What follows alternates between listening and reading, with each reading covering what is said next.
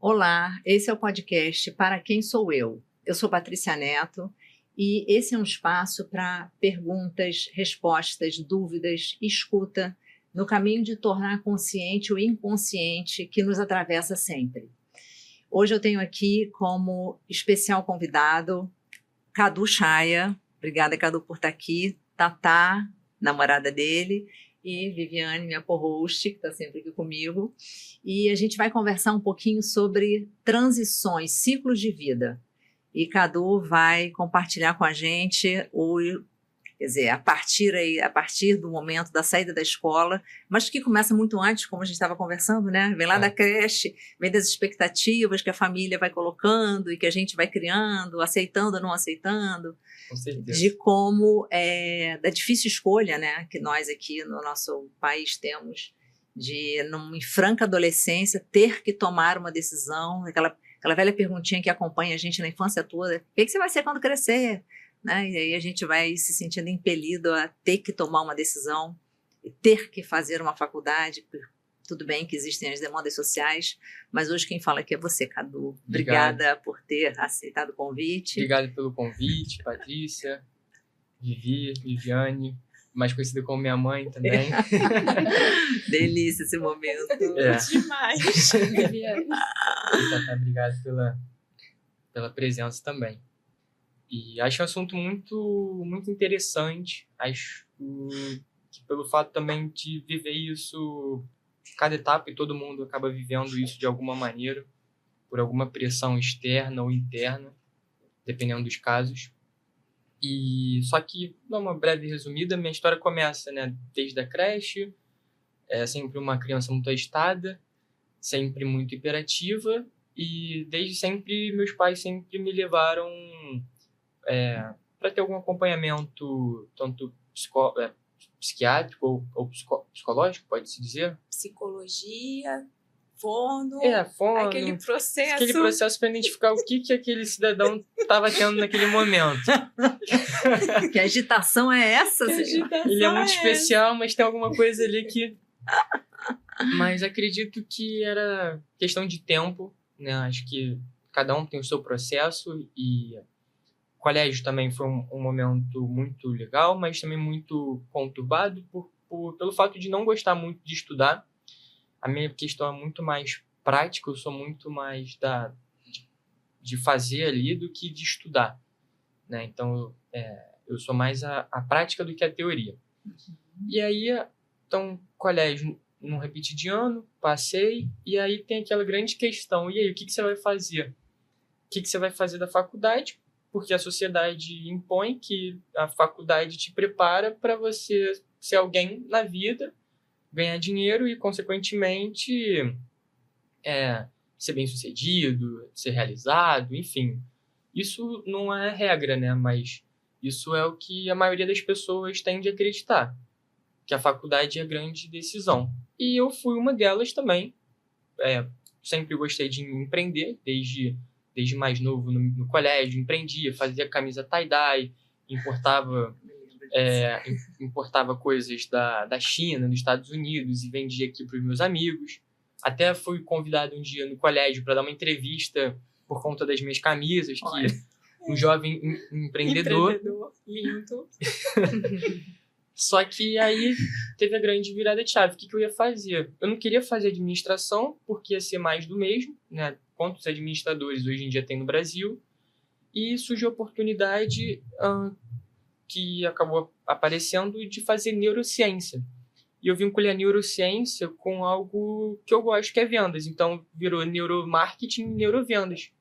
Então, eu entrei na faculdade de neurociência, uma das segundas faculdades do Brasil a abordar esse tema. Que é um curso novo, É um curso novo. Sim, eu fui a segunda turma da PUC, e aqui no Rio de Janeiro.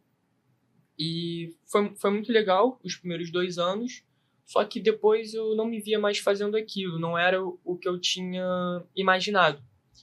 E por volta do meu 3º ano de faculdade, início do 3º ano, eu acabei conhecendo o mercado digital, que foi uma virada de chave na minha vida. Uhum. Então, a partir dali eu vi que talvez daria para ser bem sucedido ou ser realizado, enfim, depende das suas metas, mas eu vi que ali era um caminho que eu tinha me interessado e tinha gostado.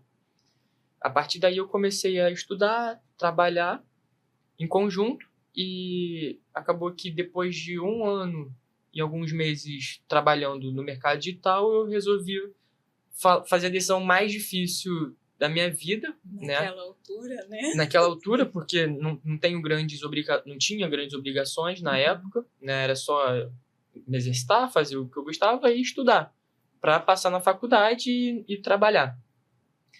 E acabou que eu falei para minha mãe e para o meu pai, isso junto com o acompanhamento de uma psicóloga, que eu falei que eu não estava satisfeito com a faculdade e que eu gostaria de trancar ela para focar 100% a algo que eu vi que poderia não só mudar minha vida, mas algo que eu gostasse de fazer e tivesse prazer de fazer.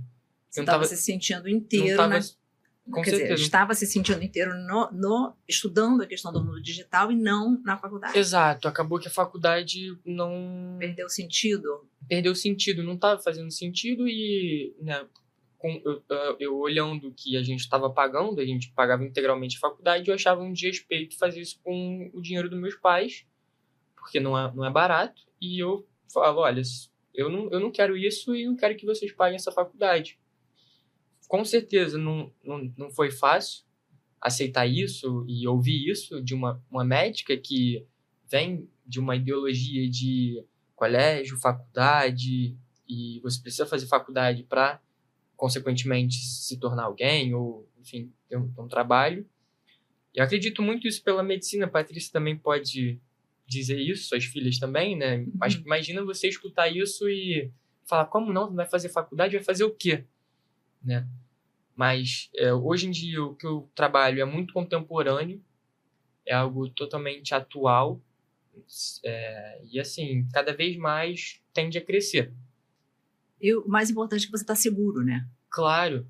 Acho que isso faz total diferença. Isso daí... como você, com a sua formação, com toda o background que seus pais, né, como educadores, estiveram ali presentes, claro, apoiando e suportando essa transição, apesar de eventualmente não concordar, mas você, ao se tornar adulto, dono de si, você precisa lidar com esse limite, com esse momento de, peraí, tudo bem, você pode não concordar, mãe, pai, mas sim, agora é comigo, né? Claro. A decisão é minha e eu preciso assumir, mas dependendo de quê e de quem. Então, são muitas arestas, né? Claro. Como é que você lidou com isso? É uma situação delicada, né? Eu acho que, assim, se eu não tivesse esse acompanhamento com essa psicóloga, talvez eu não enxergaria essa ideia, porque foi através dela que me abriu os olhos e falou, o que você está fazendo lá?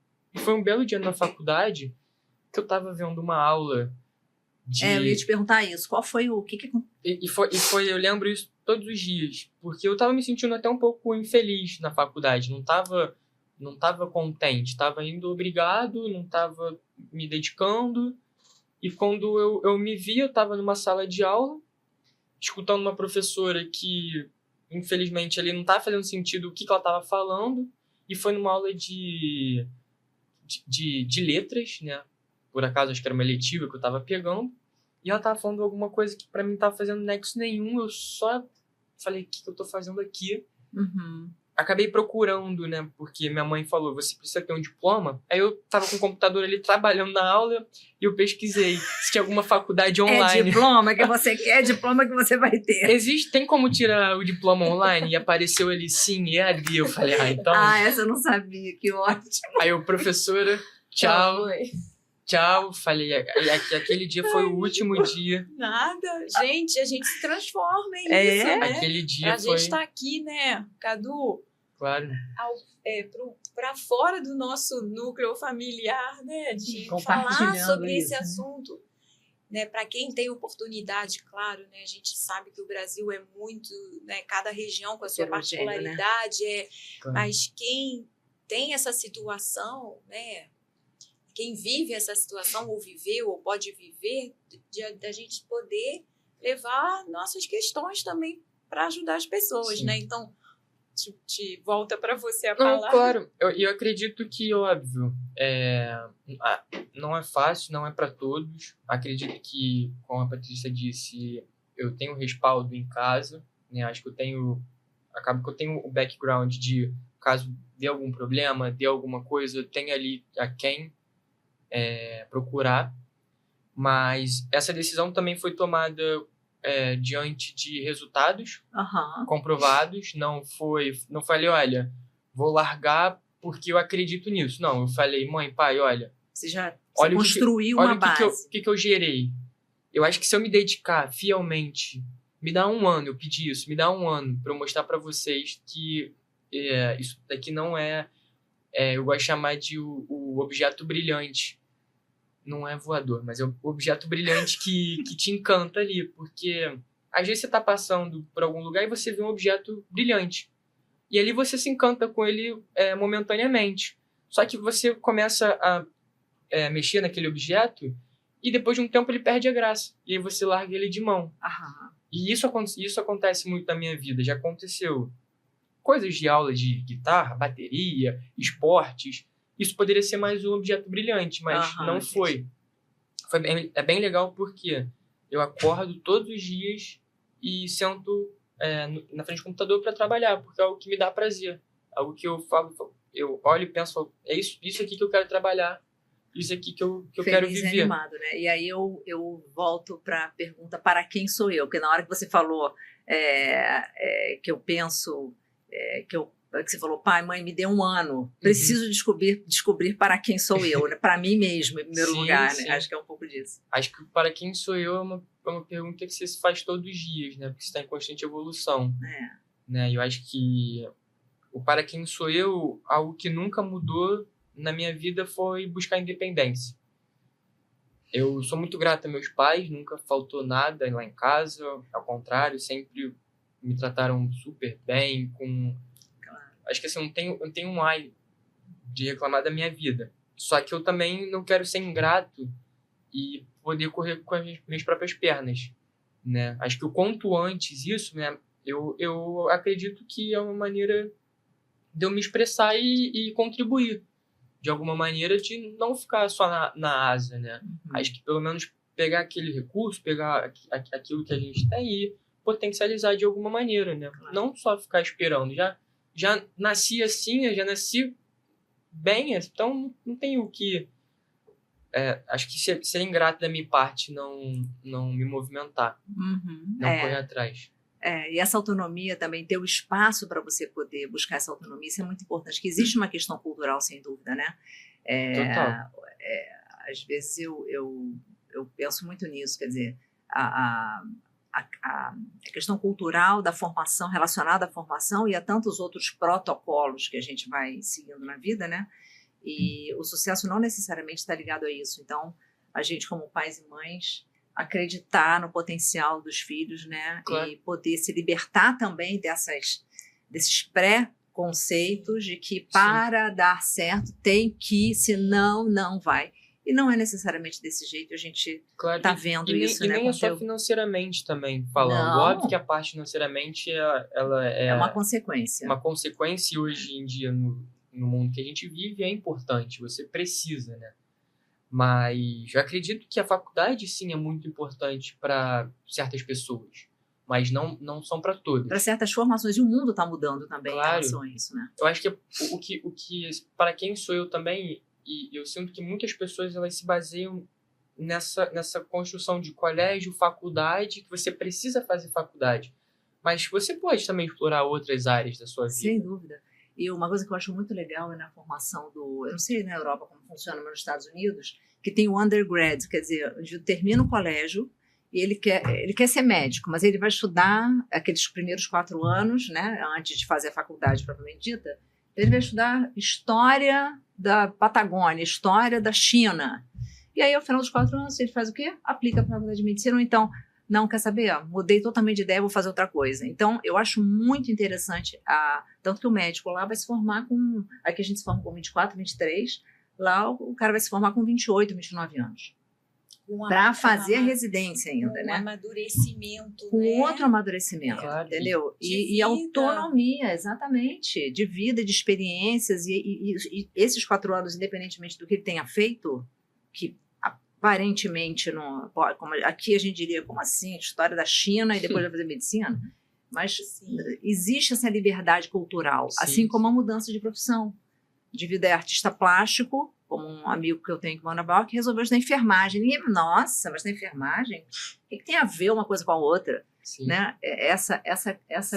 A cultura é um pouco diferente em relação ao respeito à autonomia e à cultura familiar mesmo, né? Tanto que o indivíduo, quando o ritual de passagem, terminou o colégio, vai para a faculdade, se não mudar de cidade, é um sofrimento para a pessoa, né? Quer dizer, faz parte ir morar em outra cidade para justamente ser o rompimento daquela conexão com a família, enfim. Então, acho muito interessante. Isso, né? é muito interessante. E a pouca idade também, né? Você parar para ver, você acaba o colégio com 18 anos. Com 18 anos você tem que decidir o que você vai fazer o resto da sua vida.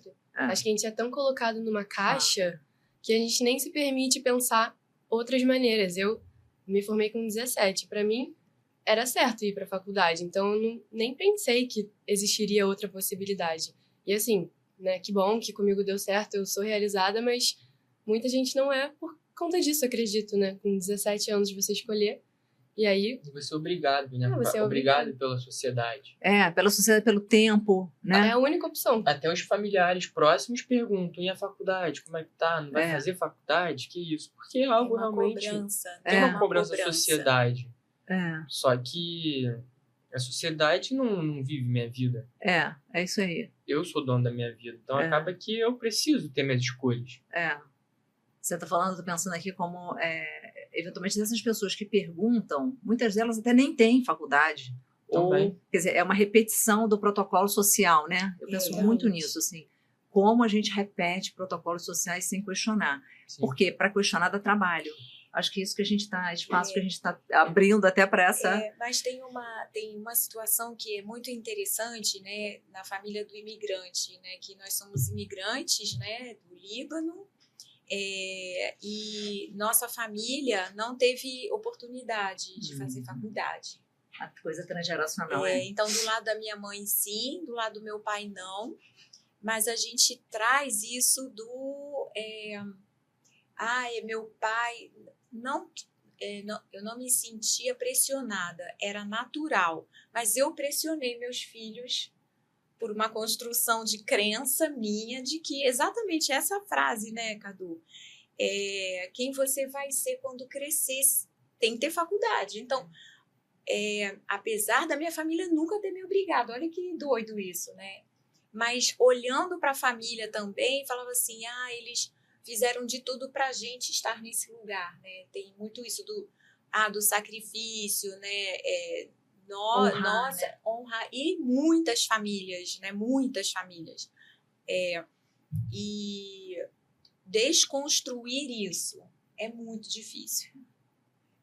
Mas não é impossível. Então, estão conseguindo, né? Cada dia um passo de cada vez, uma descoberta nova. Acho que também tudo é na base da conversa. Isso com qualquer relação. Acho que muito tanto amigos, familiares, namorados, é necessário a conversa, né? Para você entender o que o outro, o que o outro pensa. A escuta, né, Cadu?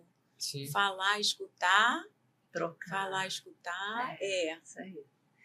Gente, vamos ter que caminhar agora para o final. Agradeço imensamente, Cadu. Obrigado pelo convite. Por compartilhar esse assunto tão sensível. Tatá, Vivi, eu sei que o momento aqui com filhos é bom, né? Bom. A gente vai trazer os episódios aí, né, de conversas com nossos filhos e filhas, né? Filhos e filhas, né?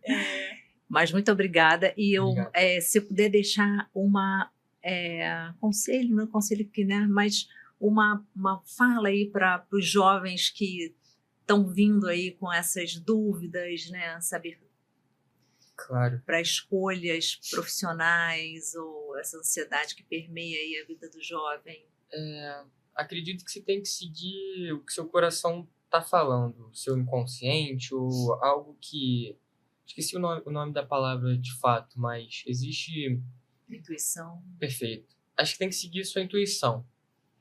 A melhor coisa que você pode fazer, de alguma maneira, não sei se tem algo além da Terra, além dos seres vivos, né? Mas siga a sua intuição, até olhar para a câmera, siga a sua intuição. Isso. Que eu acho que a melhor pessoa que pode escolher alguma coisa é você. Então, maravilhoso. Acho que essa é a minha ideia que eu posso passar hoje. Tá, muito obrigada. Tatá, quer deixar uma mensagem também, Tatá? Acho que é isso. A gente tem que se encontrar, né? Tem que fazer sentido, porque você vai escolher uma coisa para o resto da sua vida que faça sentido, que te deixe feliz, né? É isso mesmo.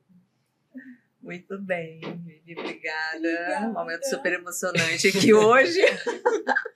Sim. Eu quero agradecer a vocês e ficamos aqui agora com mais esse episódio do Para Quem Sou Eu.